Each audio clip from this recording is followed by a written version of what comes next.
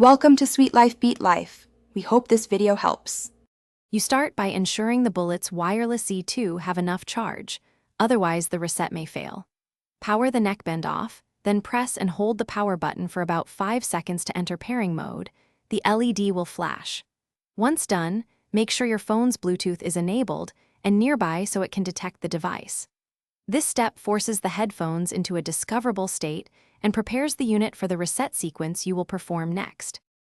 Now perform the actual factory reset by holding power and volume up simultaneously for around 10 to 12 seconds. You will feel a vibration or see the LED change color, which confirms the reset command was received. Release the buttons only after that confirmation, then wait 10 seconds for the internal memory to clear. Make sure to remove or forget the bullets listing on your phone's Bluetooth menu so there are no cached profiles. This avoids reconnection issues when you pair again. After reset, power the neckband on and put it into pairing mode to establish a fresh connection.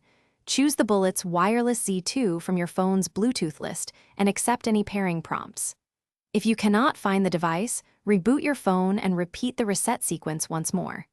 If problems persist, check for debris in the charging port, try a different phone, and then contact OnePlus support for warranty or hardware diagnostics.